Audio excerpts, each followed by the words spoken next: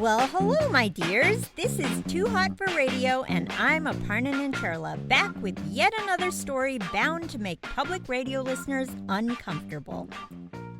If you know me, I mean, you don't, but if you did, you'd know that I don't do small talk. Weather, traffic, the mating habits of TikTok celebrities and their pets. Nah, I'd rather skip the pleasantries and ask about real things. I mean, literally, what is real? Oh yeah, hotheads, let's go there. Let me hit you with an existential grab-you-by-the-privates kind of intellectual gambit that is probably best posed by a collegiate stoner about to flunk out and open a bespoke hacky-sack shop called Baby's Got Bags. But I digress. Reality. Seems easier all the time to splinter off into our own little worlds and stay there, especially with the aid of technology. I mean, you've seen that episode of Black Mirror, or Westworld, or Tron Legacy, or Tron Original, or that 80s Christopher Walken tour de force brainstorm. Point is, you've seen something. So you know computers can suck us all in, scramble our brains, and refuse to give us back. This is where today's story comes in.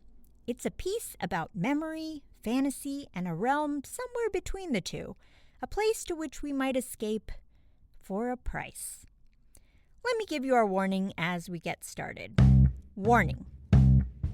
This story contains references to all kinds of deviant behavior, including sex with fantasy creatures. Okay, full disclosure, sex with fantasy creatures is maybe the least of it. You'll get it when you hear the story. It's dark, thoughtful, and surprisingly funny. It was written by author Kim Fu and is part of her 2022 debut story collection, Lesser-Known Monsters of the 21st Century. Fu has also published poetry collections, including How Festive the Ambulance, and novels such as For Today I Am a Boy, which was a finalist for the PEN/Hemingway Award. Because this story is a conversation told entirely in dialogue, we asked two readers to perform it side by side. One is Kirsten Vangsness, beloved for her long-running role on Criminal Minds, and for those in the know, her solo shows, including Mess, and her podcast, Kirsten's Agenda. The other actor, Justin Kirk, is known for series, including Weeds, You're the Worst, and Modern Family. Stick around after the reading, as I'll be chatting with author Kim Fu about the nature of reality and whether the pen she uses to write is real or not. Okay, here's Pre-Simulation Consultation XF007867, performed by Kirsten Vangsness and Justin Kirk. Welcome. I'll be your operator today. Hi. I see this is your first time. Why don't you start by telling me where you would like to be at the beginning of the simulation? A botanical garden with my mother. Can you describe her? The way she will be in the simulation, I mean, doesn't necessarily have to be the way she is in real life. I guess I want it to be my mother right before she got sick. So she would be about 60, dyed black hair, gray at the roots. She was short, just barely 5 feet. Is your mother still alive? In real life? Yes. No. I'm sorry, but the simulation can't include deceased individuals you knew personally. It's in the handbook. What? Why? It's in the handbook. Can you just tell me? It has proven to be too addictive. Wait, I can include dead people I didn't know, like celebrities? As long as they didn't specifically request to be excluded from simulations in their will, anyone who died more than 10 years ago is generally fine. Historical figures, for example, dinner with Mozart. Oh, so it's a lawsuit thing. It's more of a courtesy. We prefer to respect people's wishes. That sounds like a lawsuit thing. Well, the requests aren't enforceable. It's functionally the same as you sitting around fantasizing about a dead celebrity, just enhanced a little by us. We don't broadcast or record, so it doesn't fall under life or likeness rights. You can't control someone's thoughts. What if I didn't tell you it was my mother? What if I said, I'm in a botanical garden with a woman. She's about 60, short, dyed black hair with white roots, looks kind of like me. It wouldn't be your mother in the simulation. It would just be a short woman who looks kind of like you in an entirely different way. The simulator hooks into your brain and its projections, and I would need to input that it's your mother for her to appear as your mother.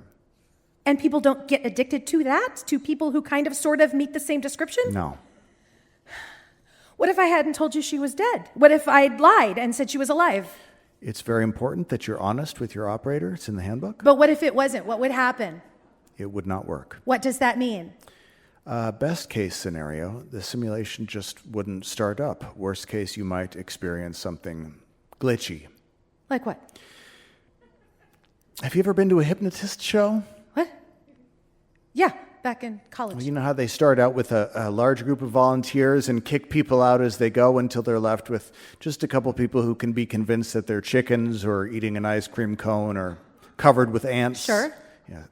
Well, we have to do the opposite here. We have to watch out for those people. We have found that the 10 to 15% of non-psychotic people who are hypnotically suggestible also tend to have a looser grip on the difference between fantasy and reality. Personally, I wonder if those people have a keener appreciation of books, plays, movies, video games, if they have more immersive experiences. What does but that the simulation, you see, requires you to have a firm grasp on what is and isn't real. We need clients to make a clean exit such that the end of the simulation is akin to closing the book, turning off the console, walking out of the theater. It's important that you're honest with your operator because the simulation does interact physically with your brain. We, the operators, also need to be absolutely certain about what is and isn't real. This is all in the handbook. So, if I lied and said my mother was alive and you spun it up and we had our day at the botanical garden, what could happen? At the end, Yes? You might not know she died. Oh. And you'd go back to your life expecting her to be there, and she wouldn't be.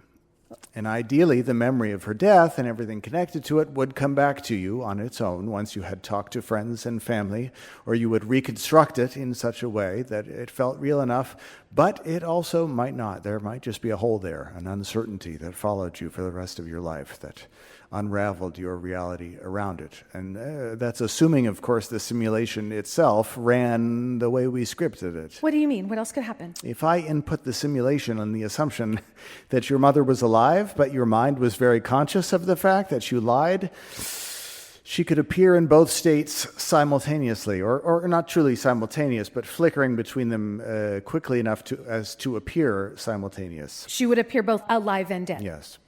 What would that even, like her corpse? It would depend on your conception of death. She might appear at several ages all at once. She might be a ball of light, or nothing at all. That doesn't sound so bad.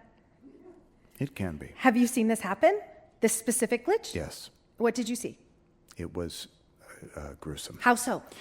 Their loved one had died in an accident, and they had been present driving. They were the driver. So what did they see? Let's get back to your session for today. Is there something else I can do for you? I really only came here to see my mom. Perhaps you would like to experience a particular environment, outer space, swimming with dolphins. Can I go to India? Absolutely, yes. Where in India? I don't know. You tell me. Are there specific cultural sites you wish to see, foods you want to eat? I don't know.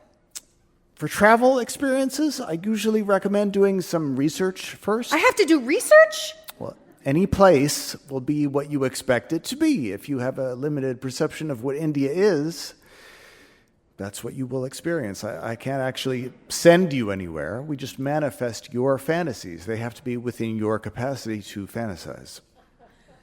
Well, what else do you suggest?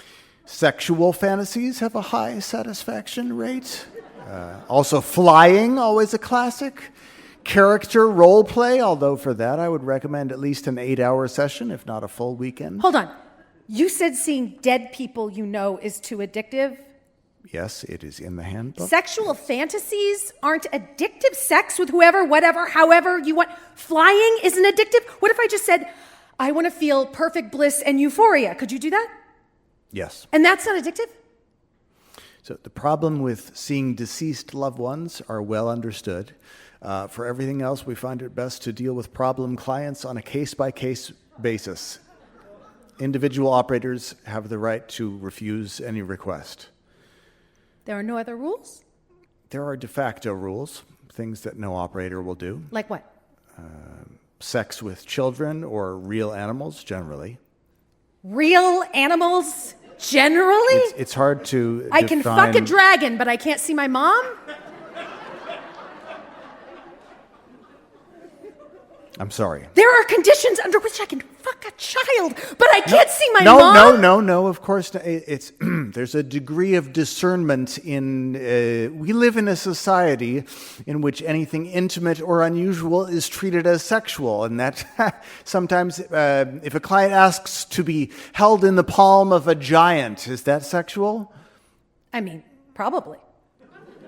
So if they ask to be held in the palm of a giant child, you would refuse if you were an operator? I suppose. You can't imagine a way in which being held by a giant child could be fun, whimsical, in a non-sexual way. I guess it would depend on... I don't know where they were going with it, how they said it. See, that is exactly... Can I murder someone? That depends. Are you kidding me? I can murder someone. But if someone wants to come in here and wants to rehearse stalking and strangling his ex-wife or shooting up his office, the operator is going to say no. But if he wants to, I don't know, be a gunslinger in an old western... so I can be an action hero. We can do that. Mow down bad guys, save the damsel. Is that what you would like? Do I have to tell you what the bad guys look like? Ideally, yes, in broad strokes at least. What if I wanted them all to be a specific race? I would say no to that. And if I didn't specify, if I said I didn't care what they look like, what would happen? I would sketch something in, but the simulation would be influenced by what your perception of a bad guy is. So if my perception of a bad guy just happens I guess to be... I see where you're going with this. You would say no, but if I had a different operator, if one of my clan buddies worked here... Nobody here would... Or just an operator with a different philosophy on the whole thing. Oh, they're just blowing off steam. It's all in good fun. It's not real. The simulation is just a platform. It's a machine, a venue. Your brain creates the majority of the content. We cannot dictate. But there is one hard no. Violent racist fantasies, a naked hot tub party with Einstein and a unicorn. That's fine. That's up to the discretion of the operator, but I can't look at some flowers with my mom. I can't talk to her one last time. Should we see about getting you a refund? The handbook says there are no refunds under any circumstances. Oh, you read the handbook. The refund policy is on the cover. Most people have a very positive experience. Having sex with unicorns. You're really hung up on the unicorn thing. What else do people do? What's the best fantasy someone came up with in here that made them the happiest? There is a section in the handbook on how to make the most of your... The best one you've seen personally as an operator. Me? Yes. No one's ever asked me that before.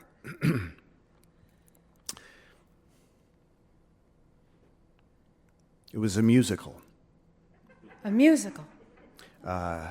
In the simulation, he was the writer, composer, and director of a Broadway musical. I suggested that he choose a specific musical, and we would make it so that in the simulation, it would be as if he wrote it. He insisted that it had to be an original show. I explained everything in it then would be vague, just the feeling and suggestion of music and dance blurred and nonspecific, cobbled together out of other things that he had seen and heard, much like India would have been for you. But it turned out I had misunderstood him. He had actually written a musical in the real world, sort of. He had been working on it most of his life. He had the main melodies and lyrics. He could see the choreography and costumes in his mind. Was it any good? Of course not. It was terrible. But we put together a hell of a show. I don't understand. In the simulation, it wasn't what it was, but what he dreamed it could be. Are you okay? That was a good day. That was a day that made me feel good about being an operator. It's a lawsuit thing. What? The reason that you can't see your mom. The simulator is inherently addictive. Everything people do here is addictive. A small number of our clients make up the majority of our business. The whales, rich people who come as much as they can afford, and then some, people who come every day till they're bankrupt. But the ones addicted to superpowers or sex or the simulator itself don't win in civil court. Nobody pities them. Everyone says, oh, the simulation is just a platform. They ruin their lives themselves with how they chose to use it. If we advertise that someone can see their dead child again, they can see their village before the war, they can have a version of their life where their family is intact, go back to where it was before it was shattered. They can live just one ordinary day without grief. And if they choose to live inside that fantasy, if they choose to forsake the real world and all its sorrows, then we're the bad guys. We are exploiting the bereaved. It also just, it happens so much, especially around certain disasters. And it was not, operators would quit. Did the musical guy come back? No. Not that I know of. He just wanted to see it once. What if I promise never to come back? I can't. I'm sorry. I'll get fired. Is it hard-coded in, the rule? No, we're just not supposed to. But you said the simulations aren't recorded or broadcast. They're supposed to be 100% confidential. That was also on the cover. How would anyone know? When you come back, when you keep coming back. What if I just tell you about it, what I want? And then you decide? I'm telling you, I can't. It's nothing. It's real. It's nothing. It's boring. It's easy. It's so small. What I want. Okay.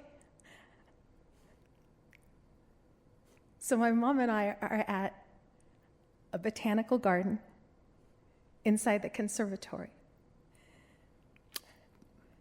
What does it look like? The conservatory? Yes, where you are, you have to describe it for me, all the details that matter to you. It has a domed glass roof made of triangular sections. What time of day? Early afternoon, middle of the day. A weekday. I took it off from work. Blue sky. How big is the building? Can you see the whole thing from where you're standing? No. What plants are immediately around you? We're in the tropical rainforest section. Pink bromeliads, dwarf palms, a banana tree, butterflies. What else is important? We're walking through the gardens together. She's holding my arm. She's telling me plant facts, boring ones, like, did you know bamboo can grow a full inch in just an hour? And she's gossiping about relatives I don't remember and kids I went to elementary school with. Little Russell is a newscaster now. Aunt Sandy is pregnant. That sort of thing. And I'm just listening. I say things like, that's interesting. And Russell did love to hear himself talk. I'm not getting snide or impatient or looking at my phone or thinking about work or picking a fight. And then? Nothing. That's it. We do that until my time is up. Are you surprised that it's not something more dramatic? No, I told you it's often ordinary things. So what do you think? Well, the simulations aren't recorded, but these conversations are. What? Pre-simulation conversations are recorded as a text transcript. I thought everything was confidential. Well, the transcripts are anonymized, and they're not reviewed by a human being, just an AI, and it tends to be somewhat literal-minded, not very good at telling when people are lying or being sarcastic, and the transcripts obviously don't contain our expressions or gestures. Do you understand? So no, I cannot do that. I cannot simulate a walk in the conservatory with your mother. Under the distant domed roof, triangles of blue sky, palm leaves overhanging your path, your mother delighted when a butterfly lands on her shoulder, and you patient and kind and present as you wish you had been just once, I would get fired. Tell me something else you want. The only Just thing tell me something else. I want to ride a unicorn. Great. I'll start the input and mapping process. Please head next door where you'll be fitted for the simulator cap. Usually, if I have any questions, I will use the room-to-room communicator. But this time, I expect that I won't have any. Will you see what I see? Yes. Will I see you again? No, if you keep your promise. Oh, then thank you. Thank you. Enjoy your unicorn. I will.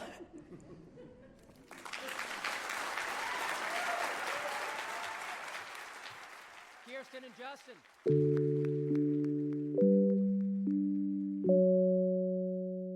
Hi, Kim. Thank you so much for talking to us. It's my pleasure.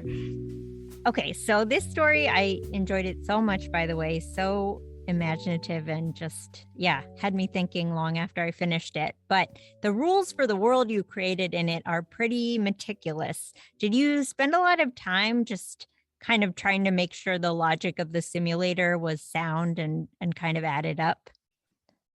It's interesting you say that because I don't think the logic is sound. I think it's the logic of a private company, right? Who's making the technology, who they're just sort of making up the rules as they go along to protect their own liability. To me, the rules are nonsensical in the way that I feel like the rules often feel nonsensical for real platforms with user-generated content, like YouTube or Twitter, and the way that they make rules and reinforce them. So it was that kind of frantic company fumbling around was, I think, how those rules were developed. In terms of sound logic, it's more in the Kafkaesque sense of, does it kind of make sense from a corporate, this sounds right angle? Yeah.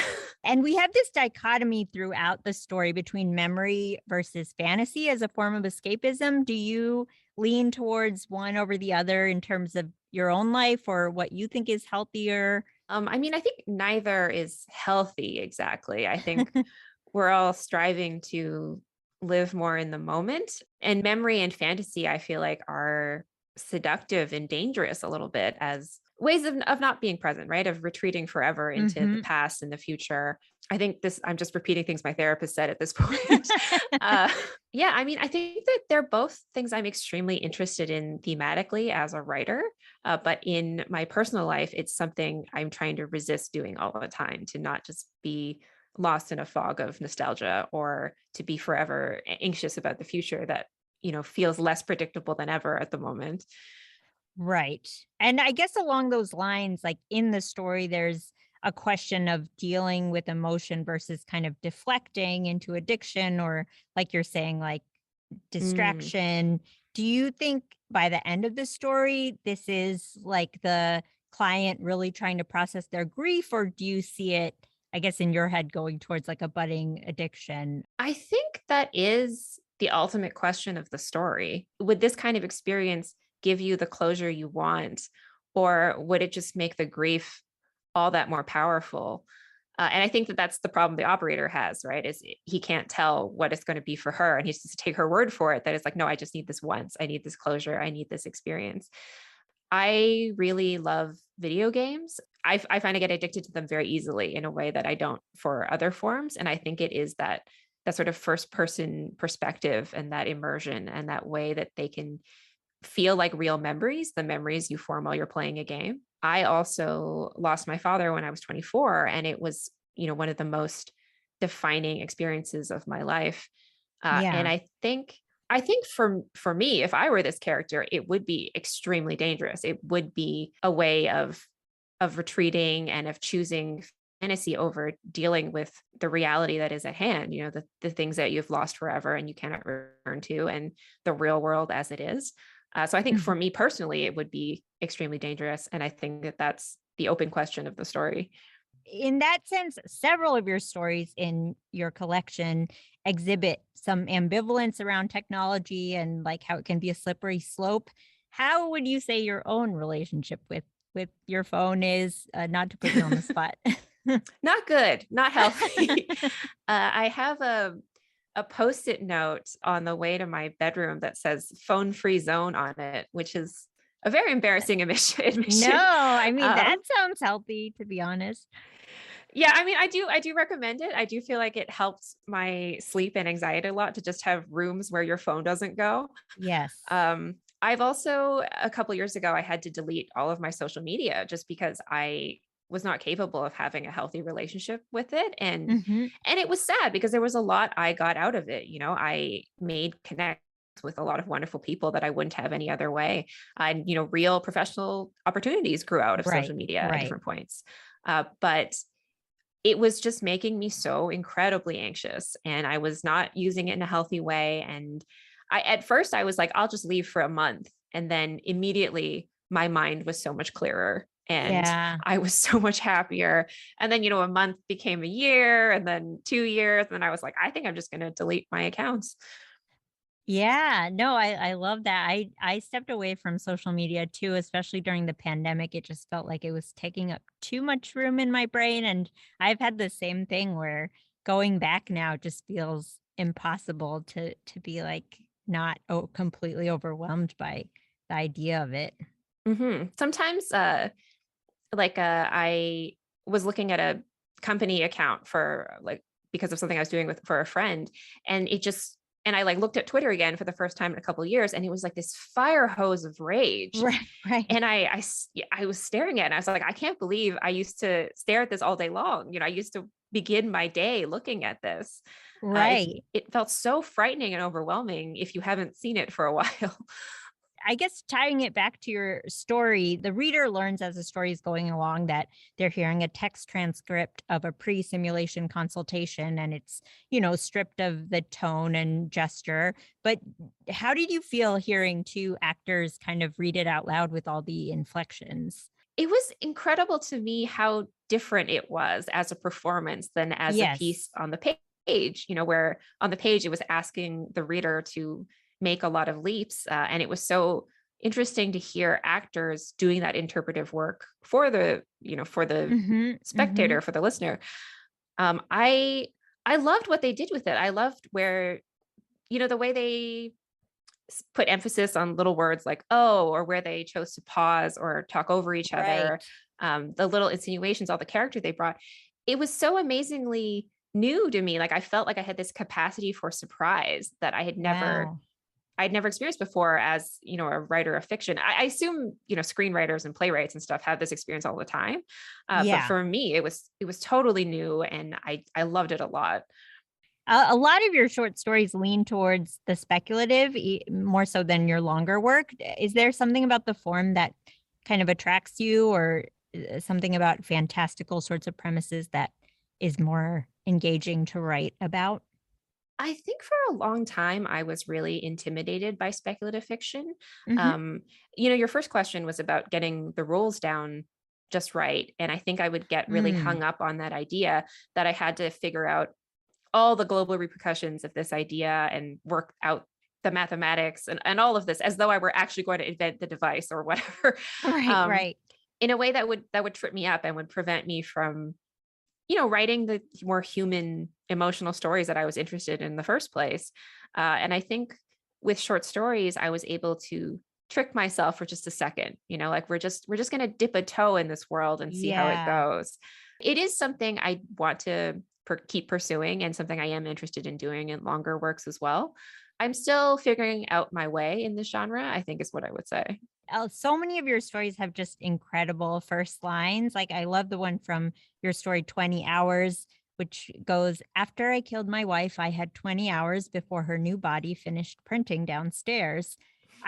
It just really immediately sucks you in. Do you work with a mind towards the first line, or did that one just sort of come to you fully formed, or was there any process behind it? So that one in particular actually grew from a different short story, a Hmm. story by Elizabeth McCracken called The Goings On of the World. And it's not the first sentence, but there's a sentence towards the beginning that goes, one morning in the last week of May, I got up, got dressed, and I killed my wife. Oh, wow. And I read that sentence and I was like, this is an amazing sentence. And it felt to me like you could give that sentence to any writer in the world and they would all do something different with it. Yeah. And so I wrote it down and I used it as a prompt, which resulted in the story of 20 hours about the body printer. In general, though, I think that short stories, because you have so much less space in which to try to convey characters who feel fully realized and an entire world that feels real, you have to hit the ground running. You have to keep everything really tight. You have to edit things down as far as you can go, to me. And so I think that, a strong first sentence is a really important piece of that. I love that you sort of arrived at that line, exquisite corpse style. It feels very fitting. And there's so much kind of humor that hits you a little bit sideways in your stories. And your writing has such this wonderfully biting quality about it. Are there any influences that kind of moved you to write that way? There are a lot of writers who I think are very funny. Mhm. Elizabeth McCracken, who I just mentioned, is one for sure. I also think Karen Russell also has this quality. Louise Erdrich has this quality. She has great wit. Miranda July comes to mind. There's so many aspects of humanity I wouldn't know how to explore without humor. Or I also feel like if you are exploring human darkness, there's no way to avoid it. If you keep digging down and down and down and down, you always hit comedy at the bottom, I guess. Right. Yeah, it all ends up being on the same spectrum. Thank you so much for speaking with us, and so looking forward to whatever you write next. Thank you so much for having me. And that, hotheads, is our show.